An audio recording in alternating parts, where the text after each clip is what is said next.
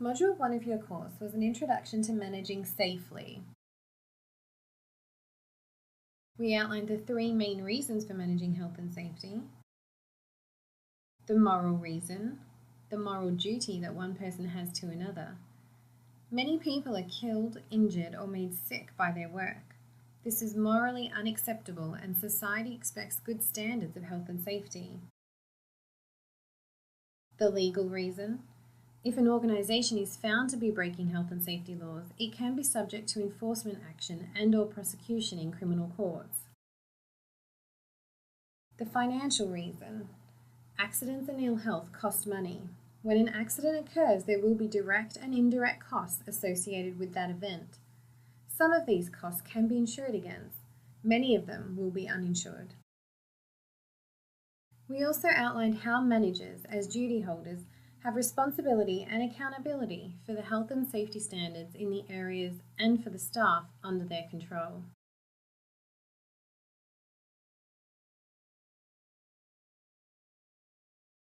Module 2 of your course was about assessing risk.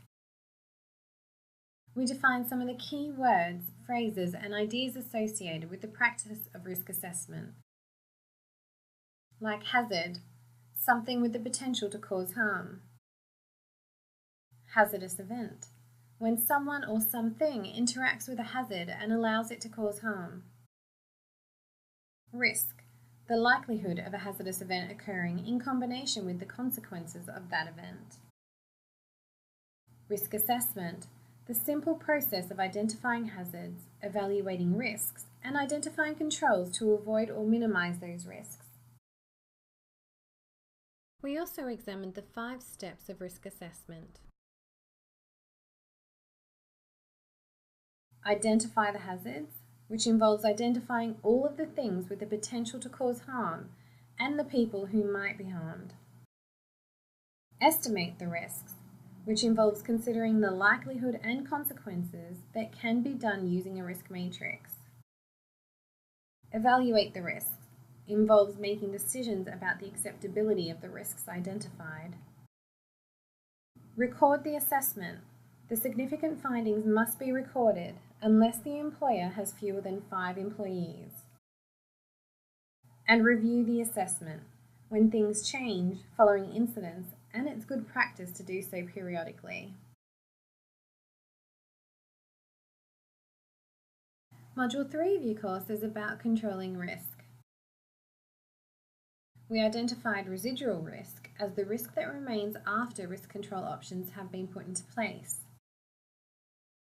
We were also introduced to the risk control hierarchy: eliminate the hazard, reduce the hazard, prevent people coming into contact with the hazard, safe systems of work, and personal protective equipment. We also explained its use as a tool in selecting risk control options. We outlined how any risk control option that relies on personal human behaviour is likely to be less reliable than a risk control option that does not. Lastly, we defined the legal term so far as is reasonably practicable, as meaning that the cost of the risk control measured in time, money, and effort has to be proportionate to the level of risk.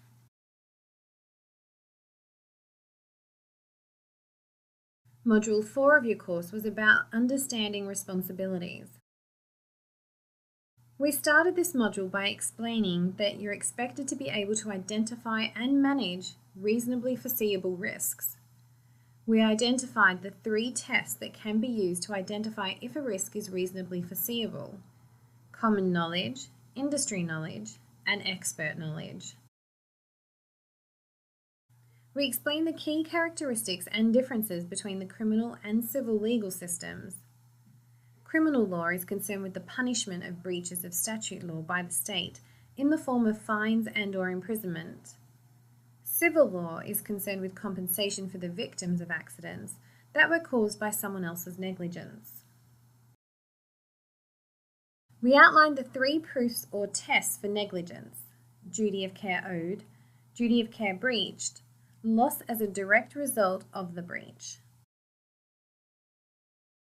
And we explained the civil law principle of contributory negligence, where the compensation paid to the claimant is reduced because they are partly to blame for their own injuries, as well as the civil law principle of vicarious liability, where the employer is held to be liable for the negligent acts of his employees. We described how the legal standards for health and safety are established by statute law, principally the Health and Safety at Work Act 1974 and regulations made under the Act. We also described how the approved codes of practice and guidance can be used to help understand legal requirements.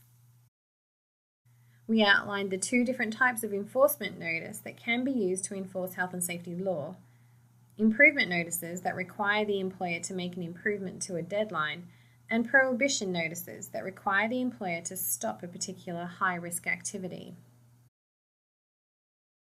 We ended this module by identifying the health and safety must be managed systematically using some form of safety management system based on the plan, do, check, act management cycle. Module 5 of your course was about understanding hazards.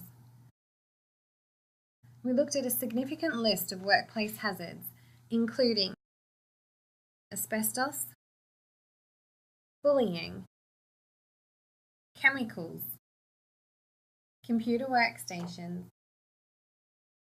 confined spaces, drugs and alcohol, electricity, fire, getting in and out, manual handling, noise, plant and machinery, radiation, stress, temperature, vehicles and transport, vibration, violence and aggression, welfare, and working at height. For each of these hazards, we have looked at the types of harm that might be caused, and we have also looked at the workplace precautions that are needed to eliminate or reduce the risk of harm.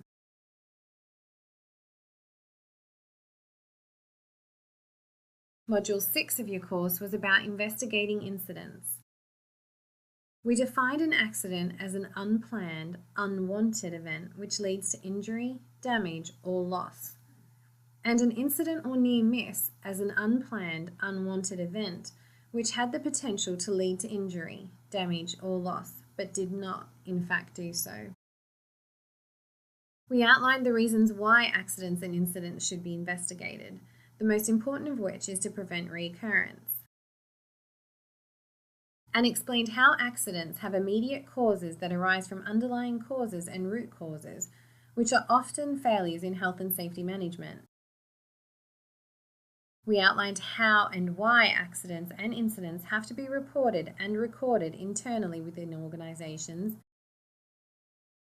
and we described the types of events that have to be reported to enforcing authorities under the Reporting of Injuries, Diseases and Dangerous Occurrences Regulations 2013.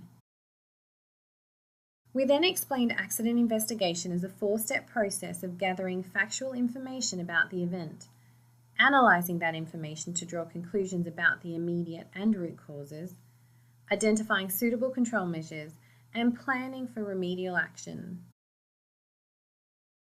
Finally, we outlined the benefits of accident investigation to an organisation and its employees.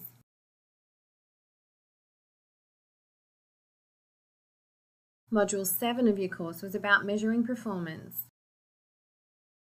We began this module by explaining how health and safety performance can be measured using proactive and reactive performance indicators. We outlined how reactive performance measurements usually involve the collection and use of accident, incident, and ill health statistics. We defined one reactive performance indicator, the injury incident rate. And we outlined how proactive performance measurement involves measuring compliance of health and safety standards, such as the completion of safety inspections. We outlined how performance measurement results may be required by both internal and external organisations, and explained auditing as a systematic, objective, critical evaluation of an organisation's health and safety management system. We outlined the audit process and the use of documents and records, interviews with staff, and direct observation of the workplace to verify compliance to recognised standards. Finally, we explained that audits can be conducted by internal staff or by external specialists, and the advantages and disadvantages of both types. Module 8 of your course was about protecting our environment. In this final module, we defined the environment as air, land, and water. We outlined how organisations have an impact on the environment through both pollution events and the waste that they produce. We defined pollution as the release of hazardous substances or energy into the environment, and waste as anything thrown away by an organisation because it's no longer needed or wanted. We outlined how environmental impacts can be managed by the risk assessment process. We also outlined the pollution events must be prevented and mitigating measures must be put into place to deal with pollution incidents, and how waste can be managed using a waste control hierarchy of prevent, reduce, reuse, recover, dispose. We outlined the purpose and benefits of business sustainability, and we also outlined how environmental management systems facilitate environmental management and can deliver benefits to an organisation.